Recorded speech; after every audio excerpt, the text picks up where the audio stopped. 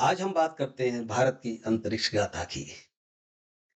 आज है 23 अगस्त 2025। हम 23 अगस्त 2025 के इस राष्ट्रीय अंतरिक्ष दिवस नेशनल स्पेस डे के उपलक्ष्य में भारत की अंतरिक्ष गाथा की बात करते हैं।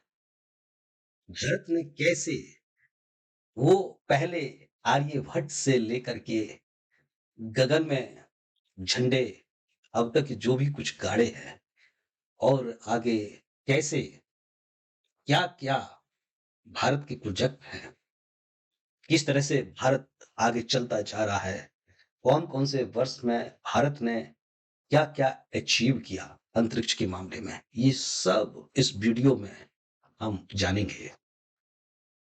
एक लंबी गाथा है, बड़ा इंटरेस्टिंग है और अपने एग्जाम के हिसाब से बड़ा ही इम्पोर्टेंट है। हर वो एक-एक वर्ष, वो हर एक-एक अचीवमेंट हमारे एग्जाम के हिसाब से बहुत इम्पोर्टेंट है। कहीं से भी प्रश्न बन जाता है। तो चलिए चलते हैं इस पूरी गाथा पर। तो ये जो नेशनल स्पेस डे है, जो 23 अगस्त 2025 को मनाया गया है, ये पहला अंतरिक्ष दिवस है। ये भारत का पहला अंतरिक्ष दिवस है, 23 अगस्त 2025 को। लेकिन ये दिन जो घोषणा की इसकी, किसने की? ये 2023 में इसकी घोषणा हो चुकी थी और पीएम मोदी ने इसकी घोषणा की थी। किस उपलक्ष्य में इसकी घोषणा की इस दिवस की? जब चंद्रयान सफल हुआ, चंद्रयान 3 जब सफल हुआ, दक्षिणी ध्रुव पर जब ये पहुंचा है, तो चूंकि ये कब पहुंचा? ये 23 अगस्त 2023 को ही पहुंचा था। क्या योग है देखिए, 23 और 23। तो इसी के उपलक्ष्य में ये दिन निर्धारित किया, 23 अगस्त। तो जब घोषणा तो कर दी थी, लेकिन पहला जो अंतरिक्ष दिवस मनाया गया, वो 23 अगस्त 2025 को मनाया गया। तो यहीं से हम अपनी गाथा को चालू करते हैं कि यहाँ तक कैसे हम पहुंचे और यहाँ से और आगे का हमारा क्या प्लान है हमारे देश का। तो ये जो उतरा पहला, ये चंद्रयान थर्ड ये उतरा, इससे जो भारत की पोजीशन बनी, तो पहले हम इस अंतरिक्ष दिवस की ही बात कर लेते हैं कि इससे जो पोजीशन बनी, वो पूरी दुनिया का ऐसा पहला देश हो गया, पूरी दुनिया का पहला देश हो गया जो चंद्रमा के दक्षिणी ध्रुव की तरफ पहुंचा। और जिस जगह पर पहुंचा था, उस जगह का नाम भारत ने कौन सा रखा था? शिव शक्ति पॉइंट। शिव शक्ति पॉइंट नाम दिया था। इस शिव शक्ति पॉइंट की जगह पर जो लैंडिंग की है चंद्रयान थर्ड ने, ये चंद्रमा का दक्षिणी ध्रुव है। तो यहाँ पहुंचने वाला ये पहला देश है भारत, और चंद्रमा पर उतरने वाला चौथा देश है। चंद्रमा पर उतरने वाला चौथा देश है। चंद्रमा पर चौथा देश है। तो ये भारत ने अचीव किया। कैसे अचीव किया? दक्षिणी ध्रुव पर पहुंच करके। दक्षिणी ध्रुव पर पहुंच करके, दक्षिणी ध्रुव पर पहुंचने वाला पहला देश और चंद्रमा पर पहुंचने वाला चौथा देश भारत हो गया। और इस नेशनल डे की जो थीम रखी गई, इस नेशनल डे की जो थीम रखी गई है, बड़ा ही इंटरेस्टेड है। थीम देखते हैं, थीम क्या है इस नेशनल डे की। थीम रखी गई है, आर्यभट्ट से, आर्यभट्ट से गगनयान। थीम पूछी जा सकती है। गगनयान, प्राचीन ज्ञान से, प्राचीन ज्ञान से अनंत संभावनाएं, अनंत संभावनाएं। देखिए, पहले जो अंतरिक्ष की बात करने वाला जो पहला व्यक्ति है, वो आर्यभट्ट है। और आर्यभट्ट के नाम से ही हमारा पहला सैटेलाइट लॉन्च हुआ था। हम वहीं से चल रहे हैं, आर्यभट्ट से। हमारा जो अगला मिशन है गगनयान, जो मानव को भेजने का मिशन है अंतरिक्ष में, गगनयान। तो आर्यभट्ट से गगनयान। प्राचीन ज्ञान हमारे पास पहले से ही आर्यभट्ट ने काफी ज्ञान दिया था इस संबंध में। इससे अनंत संभावनाएं बन रही हैं, यही इस थीम में डाला गया है। तो हमारी यात्रा 1975 ये आर्यभट्ट से चालू नहीं होती है, इससे पीछे से हमारी यात्रा चली है। तो ये जो 1975 में जो आर्यभट्ट लॉन्च किया गया था, तो इससे इस वाले से ये थीम ली गई है कि 2025 में जो प्रस्तावित है गगनयान गगनयान मानव अंतरिक्ष मिशन वो इस थीम का मुख्य उद्देश्य है। तो ये तो सिर्फ यहीं तक है, लेकिन हम कहाँ से चलेंगे? हम इससे पीछे से चलेंगे और इसके आगे तक चलेंगे। तो हमारी जो पूरी गाथा है, वो आगे और पीछे की पूरी है। तो चलिए चलते हैं। स्पेस की जो गाथा है भारत की, वो चालू आप कहाँ से मानेंगे? क्या 1975 से है, जब आर्यभट्ट लॉन्च किया गया? या जब इसरो की स्थापना हुई 1969 में, जब से? या इससे पीछे से? वैसे तो आर्यभट्ट ने जब अपने विचार दिए, आर्यभट्ट ने अंतरिक्ष के बारे में बहुत कुछ जब बताया, तो वास्तविक गाथा तो वहीं से चालू हो जाती है। लेकिन क्योंकि पीछे की सब कहानियों में रह गई बातें, उसको कहीं लिया नहीं गया है। लेकिन अब जो काम कर रहा है ये इसरो काम कर रहा है इससे रिलेटेड। तो हम जो गाथा लेके चल रहे हैं, आर्यभट्ट की तो गाथा आप जान ही रहे हैं, पीछे की सब वो सब है ही। लेकिन हम इसरो से चालू करते हैं। तो इसरो 1969 में स्थापित तो हुआ, लेकिन इससे पहले इसकी जो कहानी चालू होती है, वो 1962 से चालू होती है। उस समय इसका नाम इसरो नहीं था, इसका नाम था इनको स्पार। कहीं भी पूछ लिया जाएगा कि इसरो का पूर्व नाम क्या था, इनको स्पार। और ये जो स्थापना की थी इस नाम से, उसमें विशेष योगदान था विक्रम साराभाई का। विक्रम साराभाई। इसके बाद 1969 में ये इसरो आया है। 1975 में जाकर के इसरो ने अपना पहला उपग्रह आर्यभट्ट लॉन्च कर दिया। ये भारत का पहला उपग्रह था, लेकिन था तो भारत का, लेकिन लॉन्च यहां से नहीं किया गया था।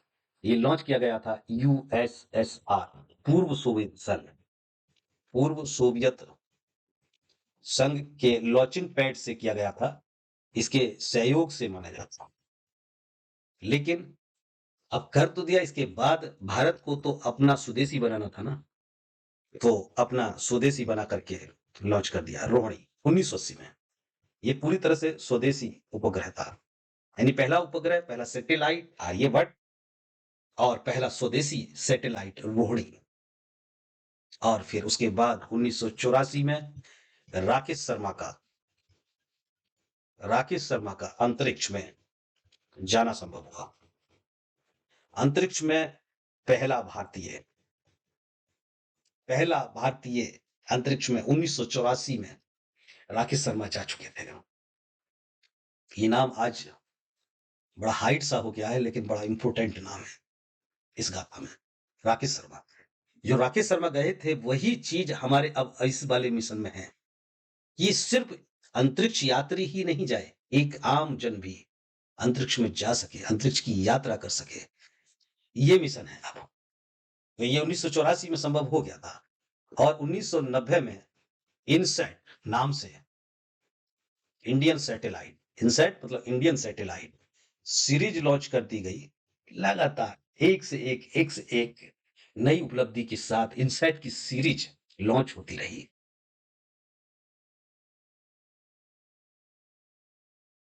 Polar satellite launch vehicle. और फिर आगे चलते चलते 2008 में चल करके चंद्रयान फर्स्ट के नाम से चंद्रमा पर पहली बार जल की खोज की भारत ने। चंद्रमा पर पहली बार जल की खोज की चंद्रयान फर्स्ट से।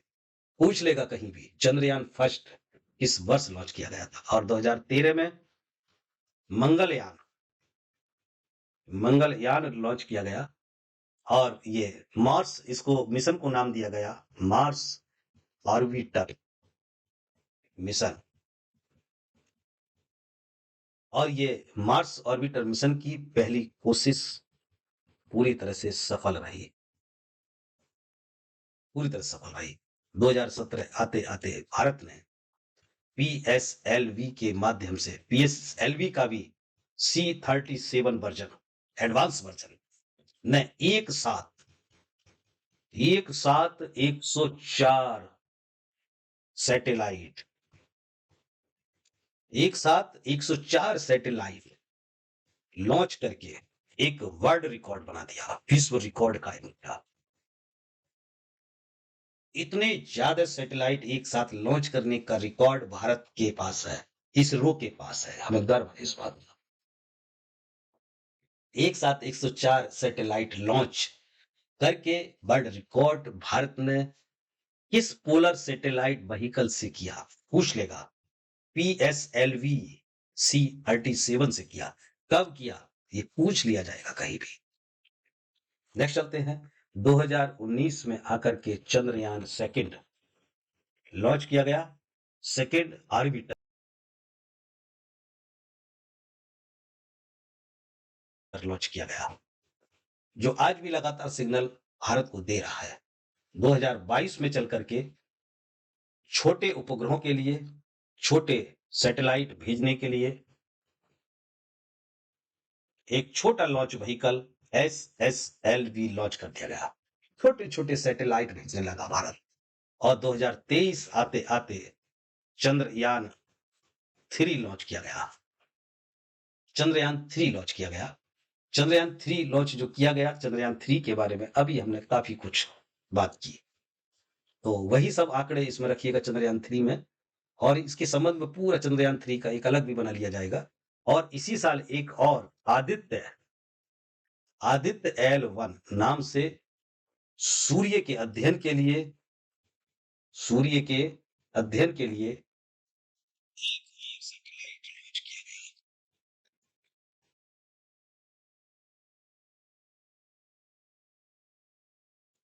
आदित्य L1 के नाम से 2023 हमारे लिए बहुत खास है। एक चंद्रयान 3, दूसरा आदित्य L1। और 2024 में, तुरंत 2024 में निजी कंपनियों को, निजी अंतरिक्ष कंपनियों को भारत के इसरो ने अपने साथ ले लिया। निजी अंतरिक्ष कंपनियों के साथ मिलकर के इन कंपनियों ने इसरो का सहयोग बढ़ा दिया। इसरो ने तमाम छोटी छोटी निजी अंतरिक्ष कंपनियों के साथ मिलकर के काम चालू कर दिया 2024 में। और 2025 अब चल ही रहा है, जिसमें पहले मानव अंतरिक्ष मिशन की बात की जा रही है। इस अंतरिक्ष मिशन में 3 अंतरिक्ष यात्री जाएंगे। और कहां जाएंगे, निम्न कक्षा में। निम्न कक्षा कितनी कौन सी मानी जाएगी, 300-400 किलोमीटर ऊंचाई की, 300-400 किलोमीटर की ये निम्न कक्षा मानी जाएगी। ये निम्न कक्षा में 3 दिन व्यतीत करेंगे, 3 दिन व्यतीत करेंगे। और इसकी जो लॉन्चिंग की जाएगी LVM-3 के द्वारा की जाएगी दिसंबर 2025 में। इसका फिक्स हो गया, दिसंबर 2025 में LVM-3 के द्वारा इसकी लॉन्चिंग की जाएगी। अब हम बात करते हैं भविष्य की, 2025। ये हमारा ये अभी मिशन है, ये बिल्कुल ये दिसंबर 2025 में लॉन्च हो जाएगा। इसके आगे फ्यूचर की योजनाएं क्या है। इसरो का मकसद है विकसित भारत। कब तक, 2047 तक। ये लक्ष्य, विकसित भारत @ 2047, 2047 तक भारत इस मामले में पूरी तरह से विकसित भारत होगा। और इसी के तहत 2035 में भारत ने लक्ष्य पहले ही निर्धारित कर रखा है कि भारतीय, पूरी तरह से भारतीय अंतरिक्ष स्टेशन स्थापित कर देगा। इसकी तरफ काम चालू हो गया है। भारतीय अंतरिक्ष स्टेशन स्थापित हो जाएगा नासा की तरह। जैसे नासा का आईएसएस निर्धारित है, पहले से स्थापित है, तो भारत का भी अपना स्पेस स्टेशन होगा अंतरिक्ष में। और 2040 तक यात्रियों को चंद्रमा पर ले जाना, ये योजना है 2040। मानव चंद्रमा तक जाना चालू हो जाएगा लगातार। आम जन भी जा सकता है यात्री के रूप में। तो ये भारत की योजना है भविष्य की। तो ये हमारी अंतरिक्ष गाथा है, क्या थी और क्या चल रही है और आगे क्या चलेगी। तो ये बहुत खास होने वाला है आगे चल के। और भी बीच में ना जाने क्या क्या गुल खिलाएगा इसरो, कि इसरो अब वो बीज अब अपने युवा स्थिति में है। तो युवा होने की स्थिति में ना जाने क्या क्या कर जाएगा, ये तो वक्त ही बताएगा। तो देखते रहिए इसके लिए लगातार इससे संबंधित प्रश्न चूंकि एग्जाम में पूछे जा रहे हैं, पूछे जाने की संभावना है, तो जरूर अच्छी तरह से कर लीजिए। बस इतना ही रखते हैं।